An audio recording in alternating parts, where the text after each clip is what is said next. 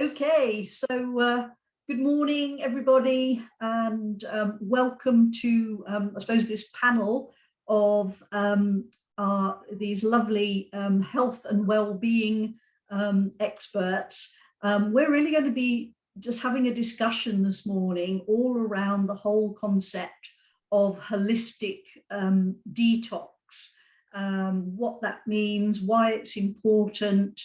And this is really, we're working together with the Love Yourself project, which is very exciting. And there is a holistic detox event, which actually starts on 31st of January. So I think maybe ladies, if we could start off with just, introducing ourselves, tell everybody a little bit about what you do, and then we'll sort of take it from there. So May, do you want to kick off?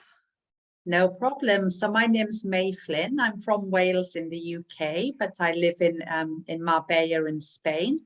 I'm a holistic life coach, and I love helping people to detox emotionally, because our mind, body, soul becomes overloaded with emotions that we've stored over the years with things that's going on. And I feel it's like when we have a good clear out, we can set intentions and goals and find the way forward. And it's been great to collaborate with the Love Yourself project. I've been working with them for around 2 years now, so it's a great all the events that they organize. Wow, that's wonderful. Thank you, May. Julie, do you want to go next? Yeah, sure. So my name is Julie Millot. I'm French, as you may hear, but I'm based in Spain, in Malaga. I am a nutrition consultant and also a Chinese medicine practitioner. And I focus my work on helping women restoring their hormone balance to feel their best version of themselves, so that they can thrive in their project, career, family, travel, anything that they dream of. And I'm really excited because I just started to collaborate with Love Yourself project, and I'm really excited to start this new journey. That's fabulous. Thank you, Julie. So Tali, tell us about you. So my name is Tali Hershko. I'm originally from Israel, but I been living in Spain for the last 3.5 years with my family. I'm a Pilates instructor and a flexibility coach. In my past career, I was a product manager for many years in medical devices. So my goal is really to help people improve their healthy lifestyle, to motivate people and women specifically to work out more, to eat healthy, to eliminate those detox food from their daily routine, and overall to just feel good about themselves, about their body and mind.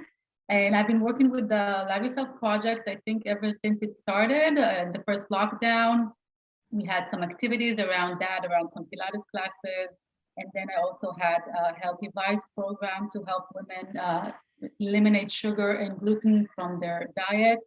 And so I'm really excited to be part of it and continue this work, and happy to be here today. Oh, that's fabulous. So a little bit about me. I really help women and their partners to really optimize all of the factors that have an impact on fertility. So it's really about, addressing, holistically, if you like, mind, body and spirit, because there are lots of factors that have an impact on fertility, and some of these, many people don't really understand that they do have an impact on their ability to conceive.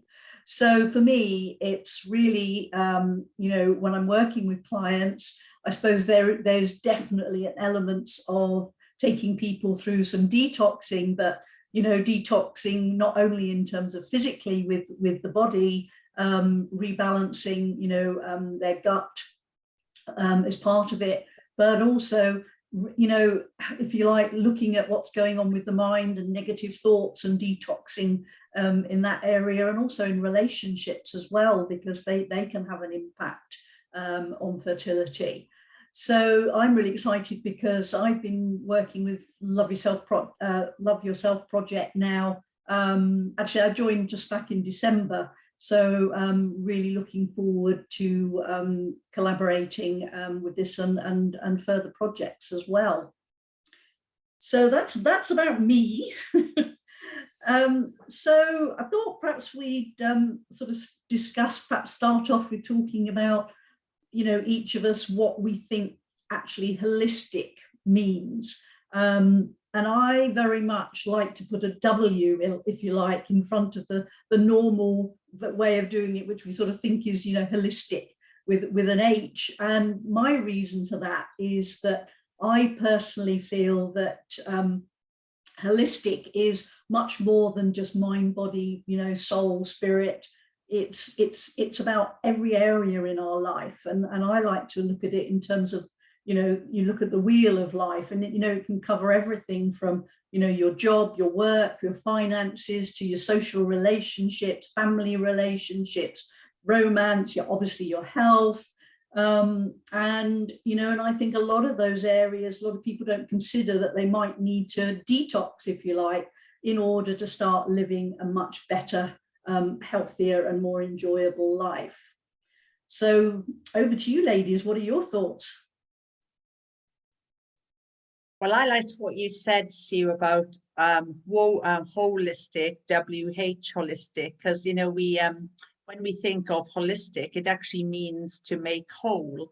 And I agree, it's not just one aspect of our life. So while I agree with what you're saying, Tally, you know, about what we're eating and eliminating caffeine, gluten, these kinds of things, and that's an important part of it, but we also need to take care of our emotions, as said, relationships, environment, you know, all the things are important aspects. Because if we're just focusing on one area, we don't realize that the negative thoughts or things, you know, environmental factors are affecting us as well. And that's when we get stuck and wonder, why aren't I achieving my goals? Why am I still stuck? Because we haven't incorporated all the elements. I can tell you from my own experience, so why I'm here at Spain to begin with is I've been having migraines for 20-something years. It just started one day. I was eating junk my whole life. And I've been working in a stressed work for many, many years. And then once I reached my 40s, I decided to quit my job. As I mentioned, I worked as a product manager. It involved a lot of stressful work, a lot of pressure, a lot of traveling, a lot of eating junk food as well. And I've been working out and I've been enjoying, you know, kind of active lifestyle, but it wasn't very healthy. And then once we decided to quit my job and I became a Pilates instructor, and I started to be more aware of what I put in my body, how I treat, as you said, the environment. And then at one point we decided to move to Spain. So I released all the pressure and stress that I used to have.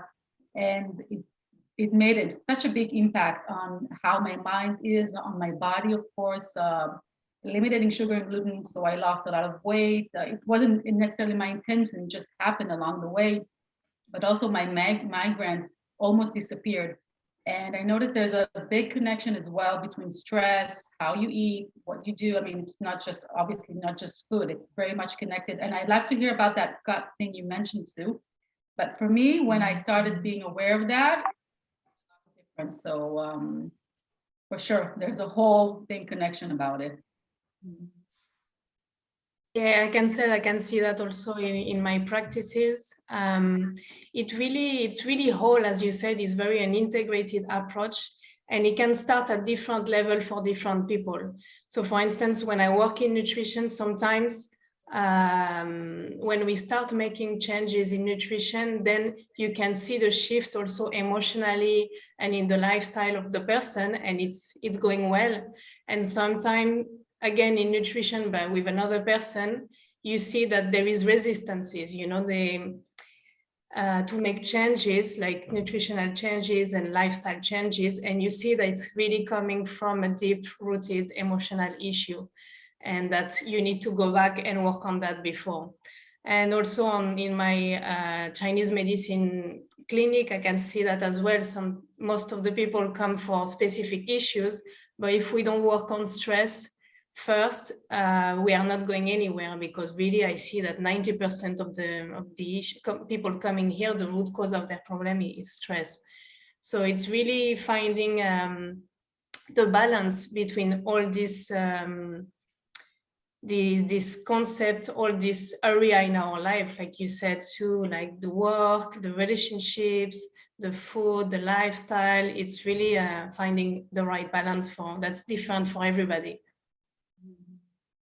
Yeah, no, I think that I think that's yeah, amazing. I think you know, it's just so important to, you know, look at every area of our life. And I suppose, you know, I suppose that when you get to like the beginning of this year is when we all sort of start, people do start about thinking of doing things differently, or how do I want to live my life? And I think it's a good time to actually start thinking about, you know, what things in your life are you happy with and the areas that you're not happy with. And, you know, probably, you know, like with most things, it's probably sensible to start focusing on just one or two areas, because otherwise, you know, you can become totally overwhelmed if you sort of focus on too many things. So, you know, I suppose one of the things I sort of was wondering is what you feel is why it's actually important for, you know, people to really sort of, you know, look at, you know, taking some holistic detox, if you like, in their life. What do you think, May? Well, I think for me, again, it's a personal story I'd like to share, because I think the holistic approach, because I've lost 4 stone in the last year. And this, and while it's been great, but my general pattern over the years has been yo-yo dieting, because what I was typically doing was focusing on one area. Okay, I'm going to eat really healthy. I'm going to be strict. I'm going to go to the gym every day. And even though that would work for about 3 months, but then I would slip back into old habits, because on the mind, emotional, spiritual, soul level, all my old negative thoughts and patterns would come back into play. And then I would typically start to self-sabotage. So the emotional eating would come in. And as Talia, I can relate to you eating junk. And it's just like, it was just that default button of, I don't care. And it was just like, I would just, you know, start eating rubbish, drinking more, like on the exercise. So then I'd go back to square one. So I actually realized that this has been happening over the years. And it's only when I got into my own work as coaching, I realized the impact of, I need to clear up some of my old limiting beliefs. And when that inner critic comes and all those suppressed emotions, and it is, Julia, I agree with you. It's like when I get stressed and overwhelmed, that's what I used to do.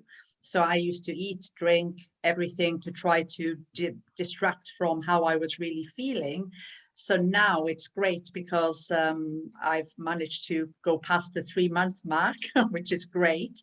But it's also having different ways to handle things. And I've detoxed a lot with the emotions, knowing how to handle them, release them, and not be scared of them and stuff them down again. Because in the past, once those, you know, it's uncomfortable when emotions come up.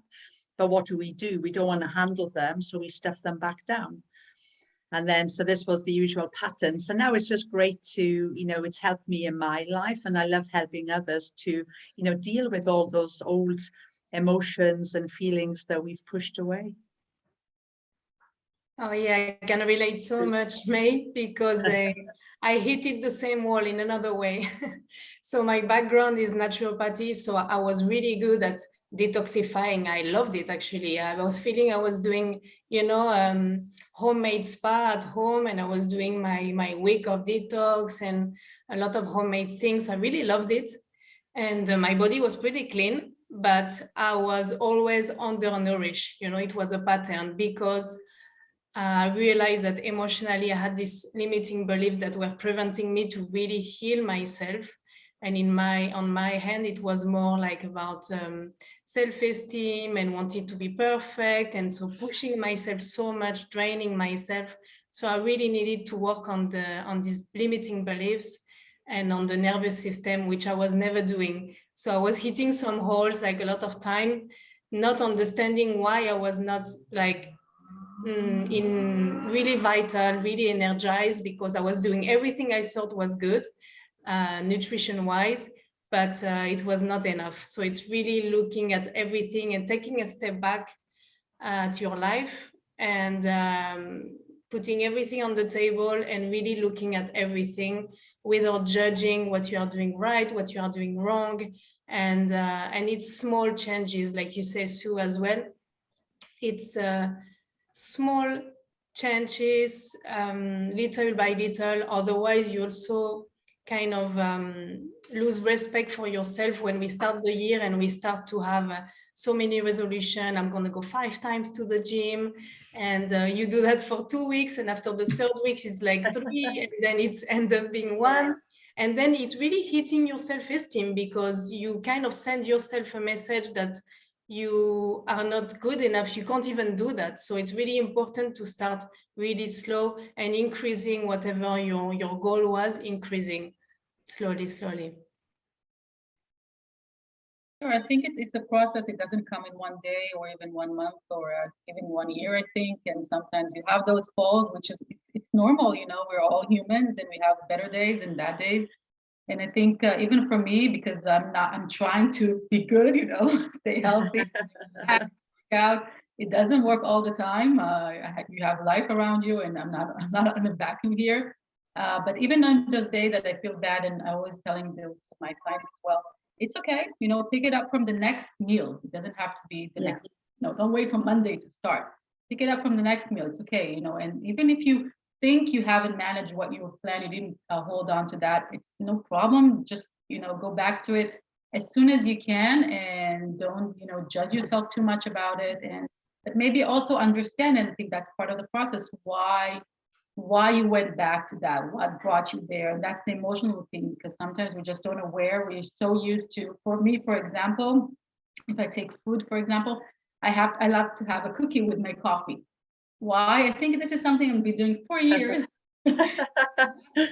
to you know, to say, okay, I'm going to stop it. And I did stop it for a while, but I always go back to it, and I still need to find the emotion. It just makes me happy, I guess, and I enjoy that feeling. So I just keep on doing that. But then I said, okay, I take that cookie, that's fine. I try to make it a healthy cookie and try to have just 1 cookie, not, you know, 3 cookies. And so you can kind of balance, you know, the things. It doesn't have to be 100%. It's okay. And slowly you get there, because you understand that eventually it makes you feel good. So you want to remember that emotion and try to have that, make that a habit for you. You know what I mean? So, yeah, I was going to say it's an interesting thing, isn't it? That what I've learned in my life, and something that I've not always been very good at, is the whole concept of consistency. And I think that, you know, when you set yourself too big a goal, consistency then becomes really difficult. And yet it's those consistent small steps, if you like, of making changes that can really bring big changes, if you like, in the end. So I just wondered, you know, do you have any tips, do you think, that you might want to share that that helps you stay consistent in these things? For me, so I try not to think too much ahead, you know, not to say, okay, I'm going to run 10Ks, for example. I hate running, but it's not even something that I would say. I would break it down to smaller tasks.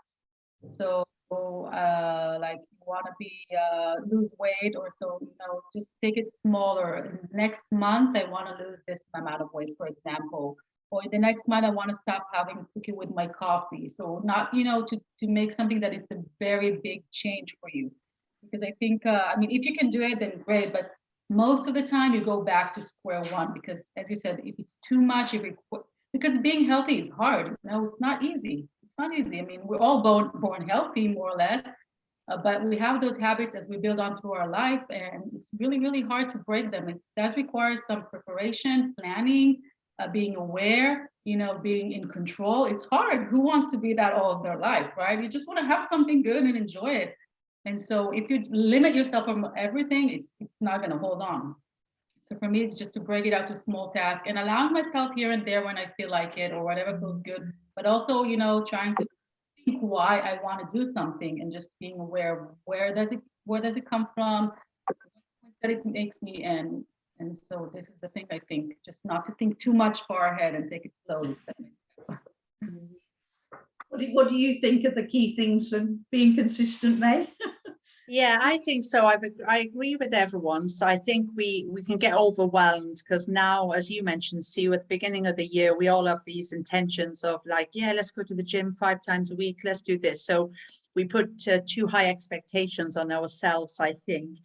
And I think it's that balance of to set an intention of, you know, maybe having a daily routine of doing things, but Tali, as you mentioned, to be flexible as well, because we're not just talking about detox here for like a week or 2 weeks and doing something. We want something that's long-term and sustainable.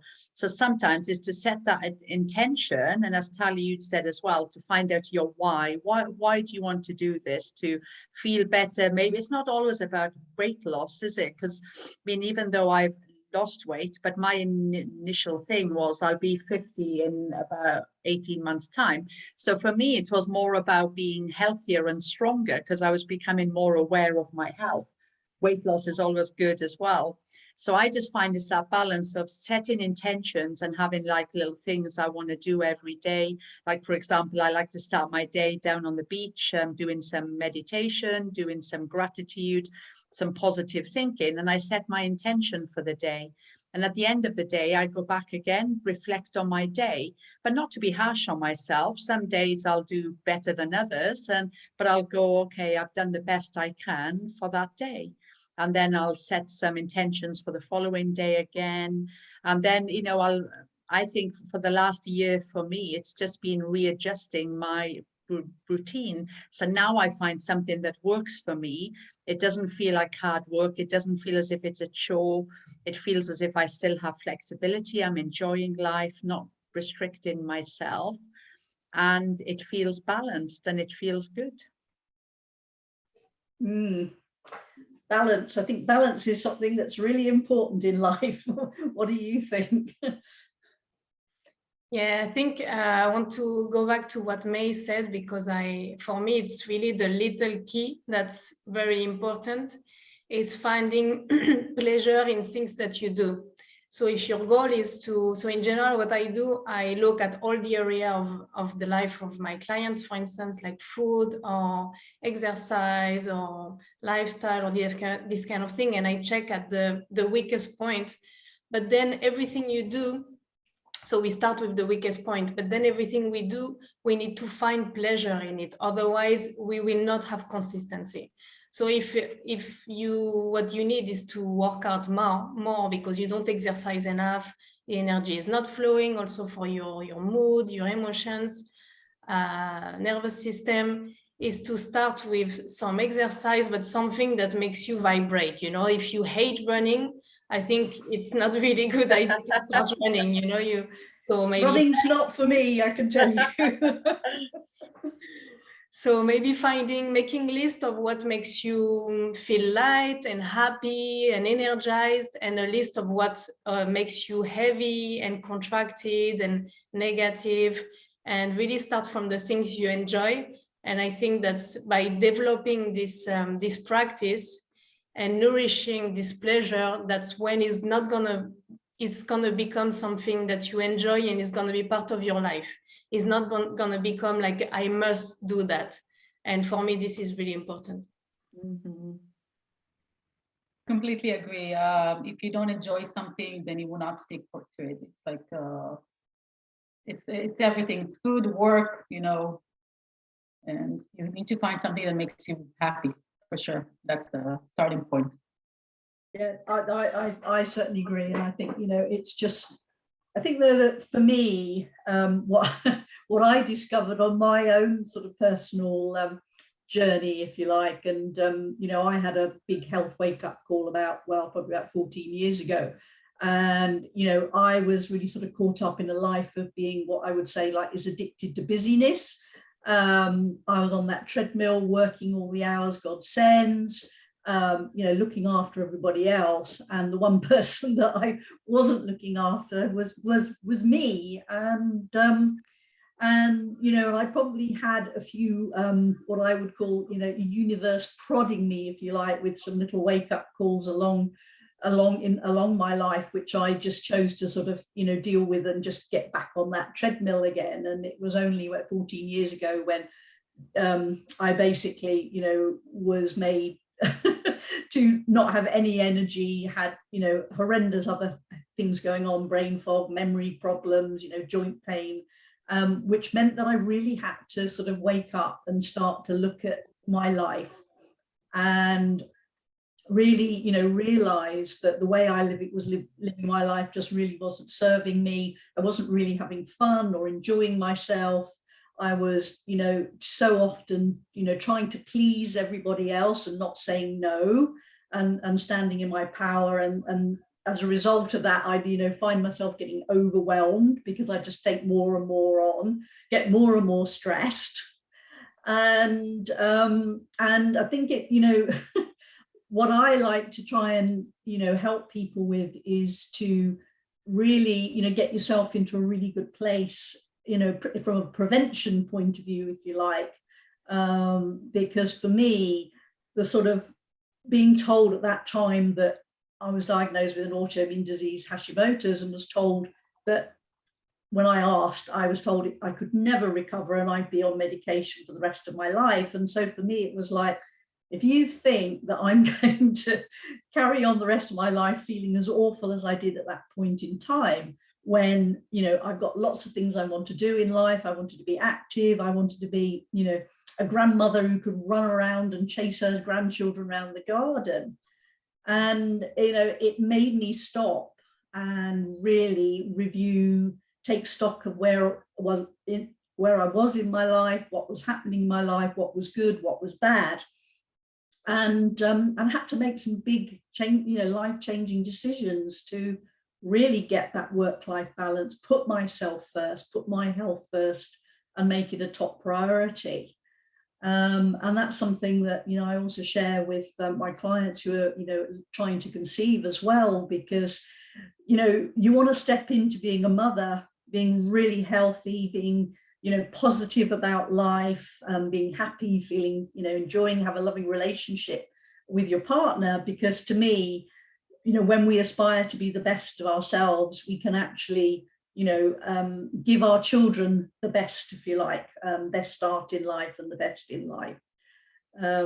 So I don't know what your thoughts are about the sort of whole concept of, you know, looking at your life to detox, to look at what's good and what's bad, but, you know, about putting yourself first. What's your thoughts on that? Yeah, I think it can be, Sue. A lot of people I work with, you know, they'll usually have a wake-up call, whether it is a health issue or relationship or financial. It's something when people embark on the spiritual path, it's usually they've had enough of life, you know, so the life's just been throwing the same kind of repeated patterns, and as you said, Sue, maybe we've had like mini wake-up calls along the way, and it can be the big one that makes us kind of go, right, okay, something needs to change in my life.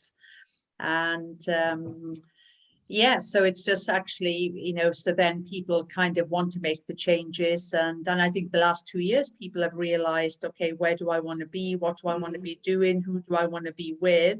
We're not taking away from what's happened the last 2 years, but, you know, it can bring some positives for people as well to reevaluate their lives. And I think we have to realize we only live once, and it's a kind of let's make it count. And you know, so many people I feel are unhappy as well, and they're kind of like they don't know where to go or what to do. They're kind of feeling stuck. So when they realize there are people like ourselves and other people out there who maybe we've been through our own personal challenges, but we're actually here to help people. And Julie, I think you mentioned it's not about you know, like as humans, if we're told we should do something, then we won't do it. So it's kind of looking at a client's kind of, you know, current lifestyle to see, okay, so how can we start to make some changes based on what you're already doing, so it doesn't become too much of an overhaul to try to change too many things at once.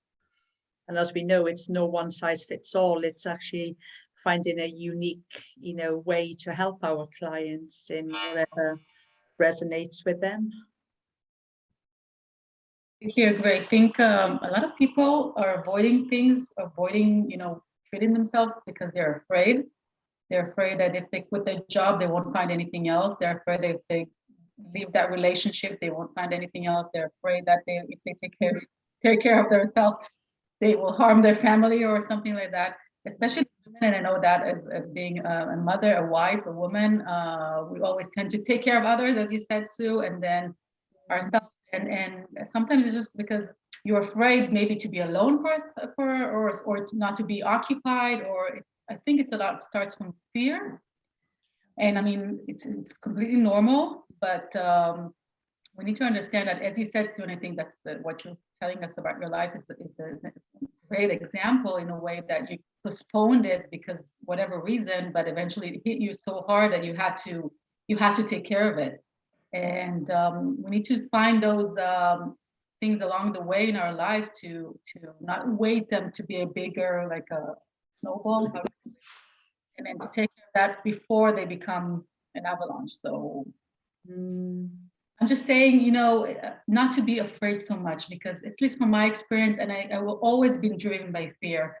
What will I study? Will that give me a good job? I don't want to quit my job. I don't want to eat that. I don't, so should I move to Spain? It's a lot of questions. And if I would always be driven by fear, I'd probably be at the same place, still having my own issues, and I just didn't want to be there. And it's not that I had a big trauma or catastrophe in my life. I didn't wait for that, and I just wanted, to just be in a better place. And maybe in a few years I will want to change it again. So maybe I'll, be challenged to face my fears again, and I'm facing my fears every day, obviously.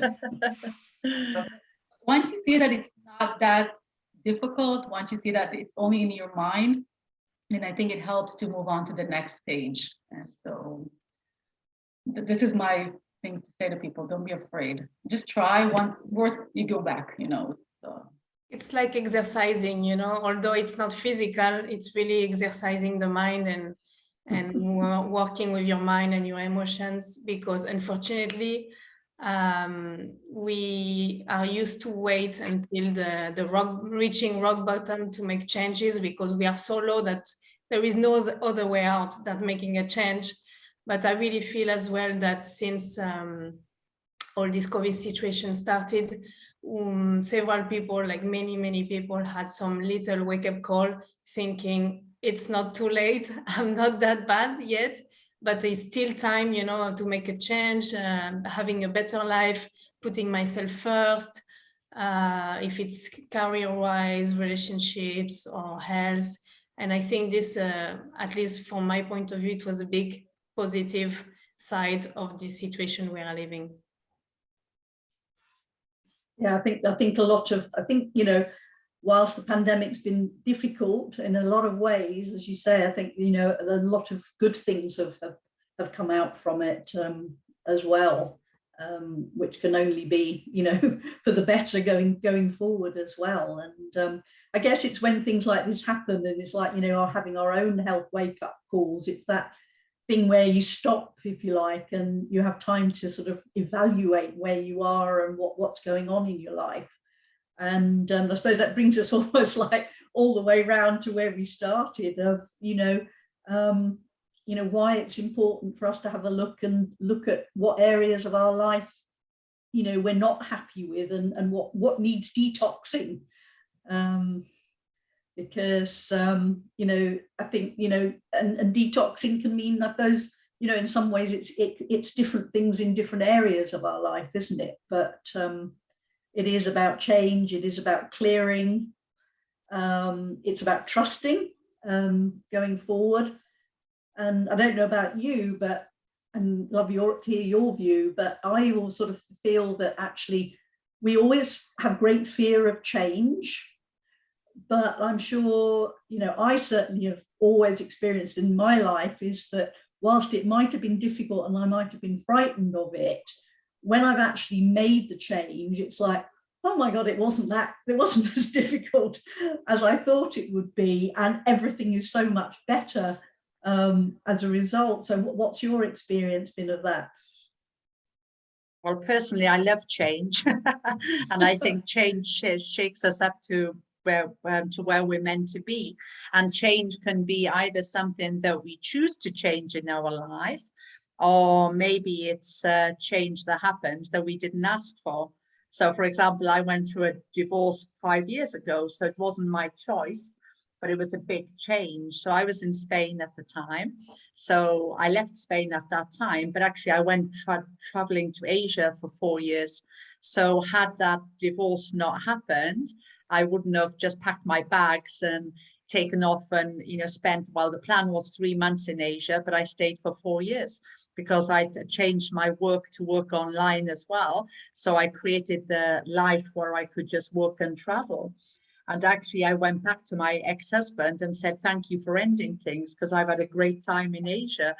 So that's just an example where when we think of divorce or relationship endings, we think, oh, wow, end of the world and, a disaster, catastrophe. But actually, it can sometimes be the change. I'm grateful for the 7 years we worked together, but I've actually grown a lot in that time since. So yeah, as you said, Sue, change at the time can be hard and we have to feel what we're going through, the emotions, everything. But when we get through it, we go, wow, life takes us off in a different path.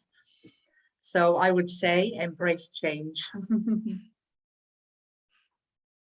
I so agree with that. I used to say also I was the queen of changes, because I used to move cities and countries every 2 years, or I traveled also backpacking for several years, and it was kind of my comfort zone. So for me, it was difficult to understand why changes was scaring for other people. But it's true, because when you are in your comfort zone and you are there with your fears, you don't know where to start, and it's more the fear of the unknown, like what's gonna happen. But as of today, I can say that I don't know anybody who has regretted taking any changes in their life. So I think that's something that maybe can motivate other people to start changing something they want to change in their life. Yeah, I completely agree. Every change I've made in my life just brought me to a better place. Sometimes it's change I took, sometimes it was forced on me, but eventually I think we need to make lemonade out of the lemons. As I said, it's not easy, it's frightening, it's scary, but eventually if you understand this is the situation and then you can make good of it. I'm sure of it. And it may take time. It's not something that usually happens so fast, but it doesn't mean that you have to be stuck where you are because of that fear, because of what you used to it. So I'm all for that. Yeah. I think maybe there is a sense of emptiness after the change, what's happening, because there is this unknown, we don't know where we are going. But I always try to talk about this new opportunity. Actually, it's turning the page and what's there, like being curious about it, being excited about the change, that anything, like it's really actually open. You can kind of design your future life. Yeah, I think it's about being, as you say, it's about being open to the opportunities, but also, I think the thing is all about hope. And and I think, for me, as I agree with all of you, that any changes I've been through, and some of those have been thrown at me, and some of them I've made my own choices, if you like, but in all of those situations, things have always turned out for the better in the long run. And yet you can't see that when you're actually stuck in that place and being in your comfort zone. But I think we all know, when we are in that place, we all know deep down inside that something isn't right. Yeah. And it does take courage to acknowledge and to actually consider that and to go deep in ourselves. But there's always something deep in our hearts that's telling us that things aren't right. So I think it is important for, if you feel that you really look at it and look at your life and see where we are, so that we actually then decide to take one step forward, if you like, to make changes in order to get out of that place of being stuck. And I think that, you know, for me, maybe, I don't know, but I've just sort of come into my head now that in a way, the word detox could be, you know, that's about clearing, that's about, you know, becoming unstuck, if you like. I don't know, you know, does that sort of resonate with any of you as well? Yeah, I agree. And also something new for me this year that I've been thinking about. And another side of detox, maybe, I don't know if you will agree with that, but would be to clearing, as you say, and nourishing and strengthening something that you are not giving enough attention. So for instance, for people like that work too much, perfectionist and all these things, it's like nourishing yourself, like your self-care, enjoying more, socializing more, doing more things for yourself. Detox is not only, this word is a bit connected with currents, with restriction. So I think it's really good to talk about it in another way, and it can be, yeah, nourishing, fulfilling, yeah, something like that. So I suppose probably we should sort of wrap up now, but I was just sort of thinking that maybe have you all got sort of like one tip that you would like to share around the whole topic of detox? I would say just start being active about it. Just before we wrap up, I just and we say that I just wanted to ask you another question for you, because I know a lot of people, they're not satisfied at work or with their relationship or with their body, whatever, but they keep bringing excuses all the time. You know, I just don't have time for this today, or I won't make it work, or I don't, you know, and it's like it's but they're, can I say bitch about it? But they're bitch. Yeah. All the time. And I'm like, so why don't you just change it? Why don't you just do it? And they keep finding those excuses, kind of clinging on to these excuses. For sure, they're afraid, for sure. And I mean, their excuses sound really reasonable, but it's like, how do you make that shift eventually? I know what I did for myself, but everyone is different, obviously. But do you have any experience from your side or from your clients on, you know, telling them? And it's a little bit about that tip that you're saying. How do you become more proactive of taking that change and not, you know, putting aside all those excuses eventually? That's great. So May, do you have a tip? Yeah, I would say just what we've been saying is like self-care is important, you know, like take action and do something, even if it's a really small step. And I know for me, it's, and I agree, Tally, people do make excuses. And sometimes people do feel overwhelmed because when you go on the internet, there's so many things out there about detox and goals and everything where it can become quite overwhelming. So I would say just contact any of us and just have a little chat to see how we can help you, because we might just give you some little tips just to, you know, take that first step to do something, to not be afraid, to stop the excuses. And, you know, usually I will, like, maybe a client, I'll talk to them for maybe 15 minutes before I agree to work with them, just to see how committed they are, and to, you know, if to see how I can help them. So then you feel you have that connection. So I don't know if you all do that as well, but I would say just contact us and see how we can help you to make the changes. You know, the support is there, and hopefully us sharing our own personal stories, which is really powerful, shows that just because we're here, we don't have perfect lives. We'll still have the challenges and we fall off track, but you know, the thing is, we're taking action, we're doing something, and not being so hard on ourselves. So Julie, what would you say? Okay, so the last thing I would say would be take a piece of paper and make 2 columns, and in one column write what makes you fulfilled, happy and light, and on the other column write what makes you feel heavier and a bit down and negative, and do more of what makes you feel good and do less of what makes you feel down. I think that's a great tip.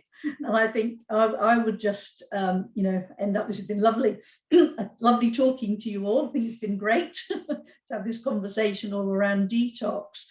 And I think, one of the, those going, excuse me. One of the things is really, don't be afraid to ask for help. And I know that, throughout my life, it's been something that I've not been very good at. And yet it really can help to, make all the difference to get support in making changes and, starting to detox the different areas in your life. And I think that you're accountable to somebody as well, then, if you're working with somebody, because then, like, we might make that excuse, so we hit that wall and we don't know what to do, so we stop completely. So when you're being supported by somebody, whether it is a professional or a friend, it's just somebody to be accountable to, to share, okay, what actions have you taken? How did you feel? Did you do, as you said, Julie, the list? Mm-hmm. And that support, I think, is really important, isn't it, when we're trying to make some changes in our life? It definitely is, but I think it's important that if you're not happy with your life, that we actually do make changes, because there are always better things to come. So I think we'll sort of end on that note. And thank you so much. It's been really great. I've really enjoyed our conversation, and let's hope we can have some more. Yes. Okay, thanks everyone. Thank you. Take care. Bye-bye.